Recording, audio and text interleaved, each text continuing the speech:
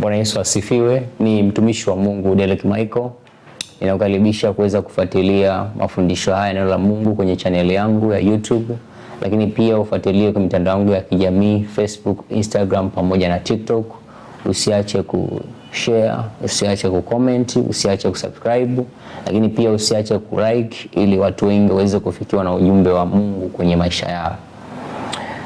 Wiki iliyopita siku ya tarehe 11 mwezi wa 6 2026, siku ya Alhamisi, tulianza somo letu ambalo lenye kichwa kinachoitwa maandalizi kwa ajili ya mafanikio, na likawa na vipengele vitatu, ambao kipengele cha kwanza ni vitendea kazi kwa ajili ya kupokea mafanikio, lakini kipengele cha pili kilikuwa ni vipindi ambavyo utakavyopitia kabla ya mafanikio yako kuja, seasons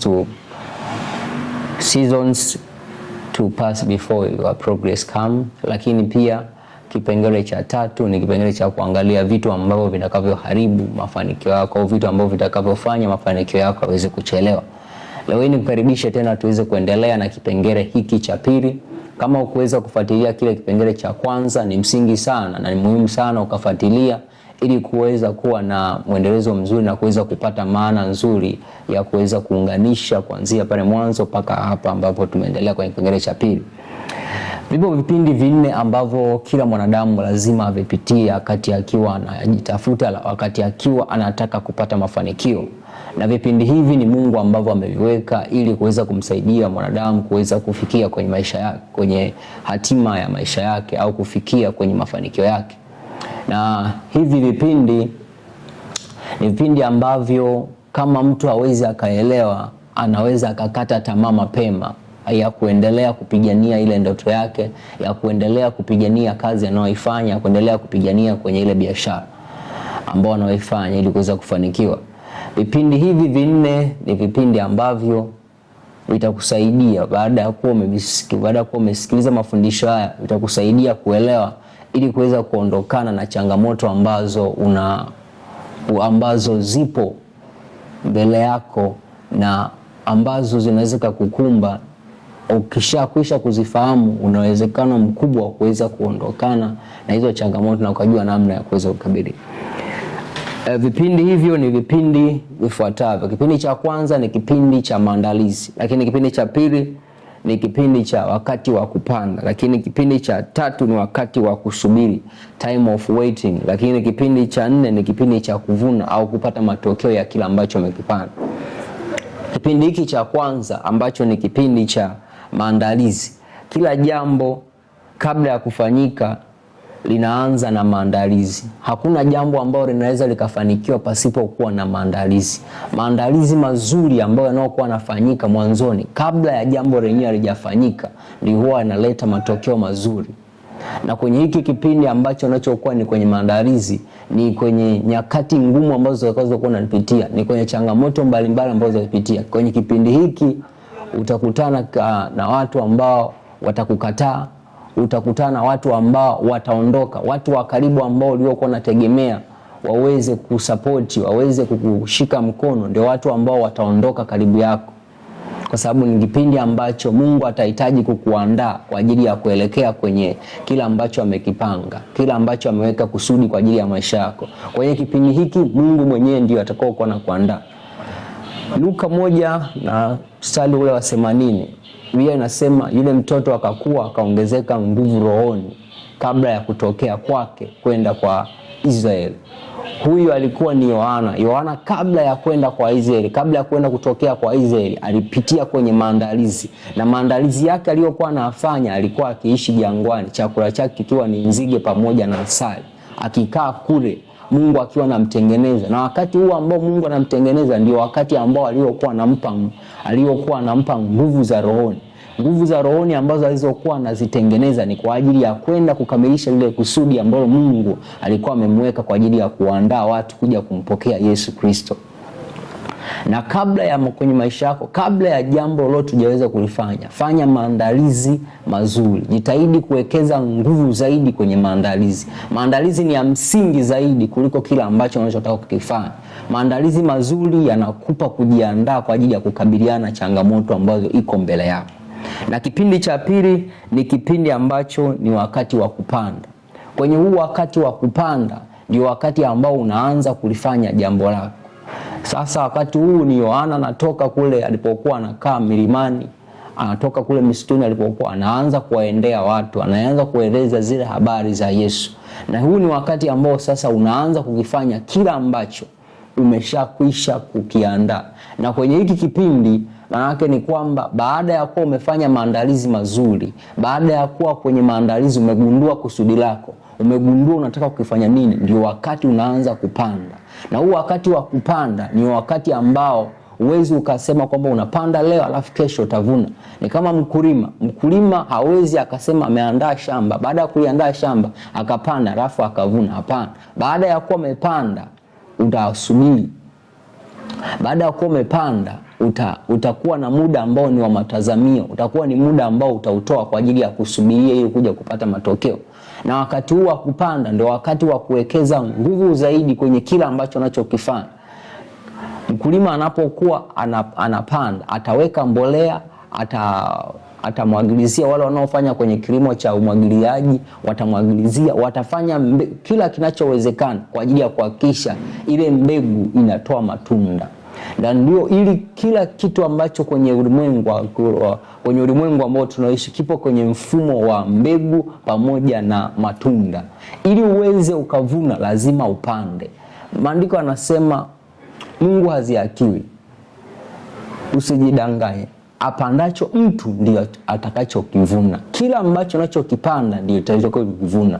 Ukipanda kwa uchache utavuna kwa uchache. Kwa hiyo unapokuwa unapanda ili kujihakikishia kwamba kesho yako inakuja kuwa na matokeo makubwa. Kwa hiyo panda vizuri. Wakati Yusufu yupo gerezani, wakati amewekwa gerezani kule, alipokutana wale watumishi waliokuwa wanamtumikia mfalme wa Misri, yule mnyeshaji mkuu pamoja na Mordekai, yule mnyeshaji alimsimulia kuhusiana habari ya ndoto yake, na Yusufu akamtafasiria. Yusufu alipomtafasiria alifanya kupanda mbegu.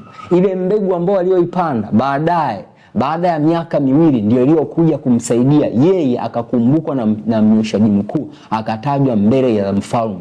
Watu watakukumbuka kwa kila ambacho unachokuwa ulichowafanyia.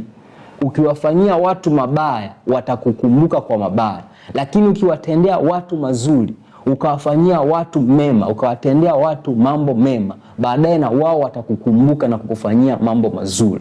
Watakutaja kwenye nafasi zenye heshima, watakutaja kwenye nafasi ambazo zitakuinua kwenye kiwango chako ambacho ulicho nacho. Watakusaidia kuweza kukufikisha kwenye kusudi lako. Kila mtu hapo kwenye maisha anategemea ili aweze kufanikiwa lazima awe na mtu wa kuweza kumsaidia. Kuna watu ambao Mungu amewaandaa ili kuwa daraja la wewe kuja kufanikiwa. Kama hautakutana hawa watu, utahangaika sana kwenye maisha yako ili kuweza kufanikiwa. Hauwezi ukafanikiwa ukiwa uko peke yako. Unaona Biblia inasema heri kuwa wawili kuliko mmoja.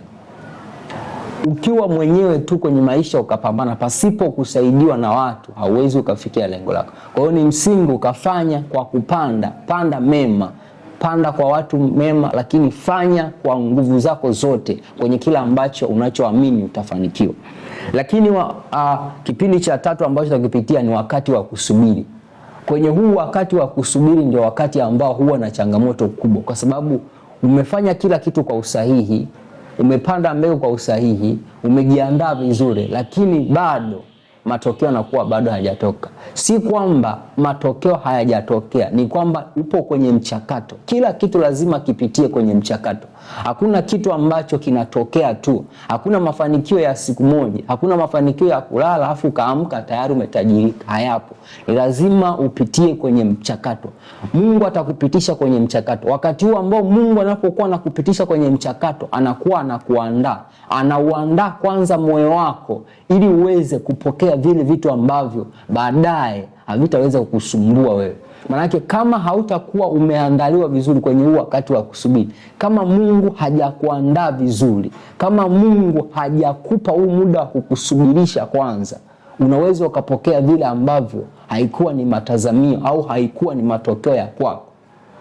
Kuna watu waliacha vile wanakuwa wanavifanya kwa sababu walichoka kusubiria.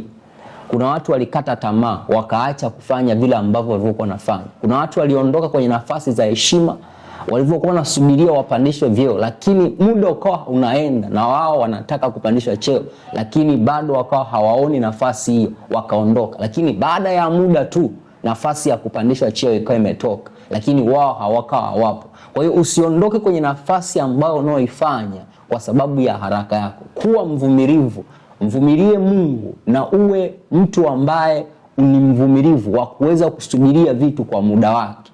Biblia inasema kila jambo lina wakati wake na kila jambo zuri limefungwa kwa wakati wake.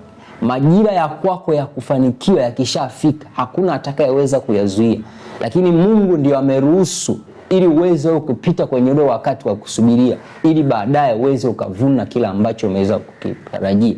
Kwa hiyo usiondoke wakati ambao ni wa kusubiria. Mahindi kawaida huwa ili mkulima aweze kuvuna miezi 3 mpaka miezi 4. Kama mkulima amepanda mahindi ndani ya mwezi mmoja, alafu mwezi wa pili akaenda kuvuna, hawezi akakuta matokeo, hawezi akapata mavuno, kwa sababu muda wa mahindi kuvunwa bado hujafika. Muda wa mahindi kuvunwa utakapofika kwenye hiyo miezi 4 ndipo atakapoenda kuvuna, kwa sababu ndio muda wake sahihi. Muda wako sahihi ambao ni wa kuvuna matokeo ni Mungu ndio anaofahamu, na uko mikononi mwa Mungu. Wakati wako utakapofika utaenda ukavuna, lakini usiende kuvuna wakati ambao sio Mungu ambao aliyokupangia. Na jambo la mwisho na kipindi cha mwisho ni kipindi ambacho sasa ni cha kupata matokeo. Hiki ni kipindi ambacho sasa Mungu ataruhusu kuweza kupokea vile vitu ambavyo ulikuwa unatarajia. Hiki ni kipindi ambacho sasa utaanza kuona mafanikio ya vile ambavyo ulivyokuwa unavifanya. Ni kwenye maisha ili uweze kufanikiwa yanaenda kwenye mfumo wa uwekezaji.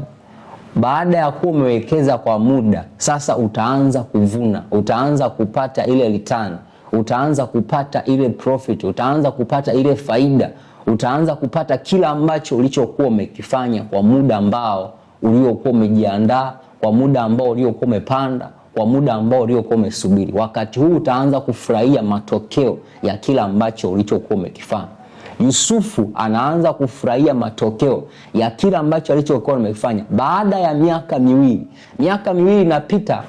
Yule Yusufu alimwambia, utakapokuwa umeenda kwa mfalme, utakapopata nafasi unikumbuke. Lakini mnyeshaji akamsahau ndani ya miaka 2. Ile kumsahau ndani ya miaka 2 ni ule wakati aliyokuwa Mungu anataka amsubirishe ili aje apate matokeo yake aliyokuwa amekusudia. Baada ya miaka 2 Yusufu akaanza kufurahia na akapandishwa nafasi, akawa ni liwali. Kwa hiyo subiri nafasi yako ambayo Mungu amekupangia, utaweza kuipokea. Kwenye huo wakati ambao ni wa kuvuna, utaweza kufurahia matunda ambayo umeweza kufanya. Mungu akusaidie sana. Usikose kipengele kinachofuata ambacho tutakiongelea ni vitu ambavyo vitakavyofanya uweze kuchelewa, vitu ambavyo vitakuchelewesha mafanikio yako, au vitu ambavyo vitakavyoharibu mafanikio yako. Mungu akubariki sana. Karibu sana. Amen.